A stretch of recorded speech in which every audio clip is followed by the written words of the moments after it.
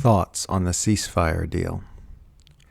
Israel and Hamas have agreed to a ceasefire and hostage deal, which is scheduled to take effect January 19th. The deal, as written, is virtually identical to the one Hamas agreed to last May, which Netanyahu then sabotaged with the complicity of the Biden administration. As usual, Israel appears to be ramping up its aggressions to kill as many people as possible before the fighting comes to an end. These next few days will be an especially terrifying time to be living in Gaza. The Times of Israel reports that according to two unnamed Arab officials, the Middle East envoy for the incoming Trump administration did more to sway Netanyahu in one day than the Biden administration did all year. The Trump camp's pivotal role in securing the deal has been acknowledged by pretty much everyone at this point, including Biden's State Department. So it looks like Trump winning ended up being the better result for the people of Gaza, as weird as that sounds. Not because he's a fantastic peacemaker, but because he did something instead of doing nothing. Which would mean that everyone who said a Trump win will make things worse for Gaza was objectively wrong, and that Biden-Harris were undeniably the greater evil. Cool. Lesson learned.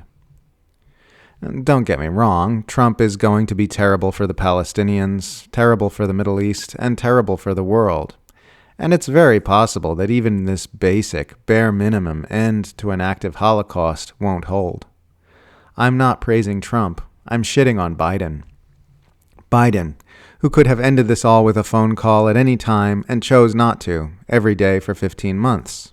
Whose unique combination of dementia, corruption, and lifelong virulent Zionism made these genocidal atrocities possible in ways that couldn't have happened to the same degree under any other administration.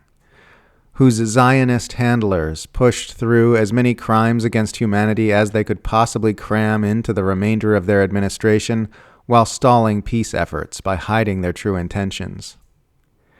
Yes, we can expect to see more cruelty inflicted upon the Palestinians in general and the people of Gaza in particular.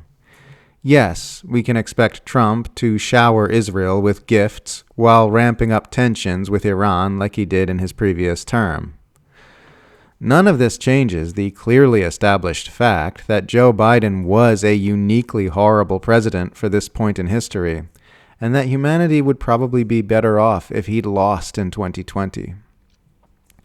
This development comes as new polling shows us that Kamala Harris's depraved position on Gaza probably cost her the election last November.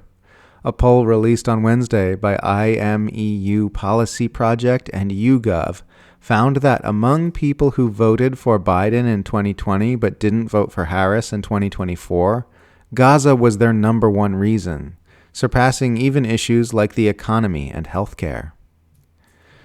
So it turns out all those Muslims in Michigan that liberals have been screaming at for refusing to vote for Harris were right all along.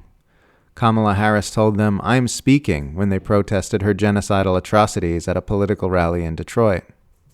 Well, who's speaking now? I've only just begun allowing myself to emotionally process the possibility that this could be the beginning of the end of the Gaza Holocaust. My default position on such matters always tends toward intellectual pessimism, but when I saw the relief and celebrations of the people of Gaza, it really hit my guts that this nightmare could possibly be winding down, and I have now allowed a tiny ray of hope to touch in. I don't mind getting my hopes up, because I don't really mind feeling disappointed if things don't go the way I was hoping. I don't like using pessimism as an emotional sedative to hide my heart and blunt the impacts of the ups and downs of life. I have never enjoyed this job less than I have these last 15 months. Having to look at dead and mutilated children every day, month after month, has changed my experience of the world, changed my insides, changed what it feels like to be alive. The idea that this particular horror might be on its last legs is causing some major emotional rumblings in my depths that I still haven't allowed to fully express here. I've definitely got a big cry in my future. A lot of tears, a lot of shaking, some throat-splitting screams of white-hot rage. There are a lot of feels that have yet to be felt here. When the picture of what's happening gets a little clearer, and when the time is right, I will feel them. There's an emotional tsunami in the mail. This will take a long time to process, and of course the fight is very, very far from over. But I am allowing myself to feel some sliver of hope that, in this one small part of the world, things might start getting a little better.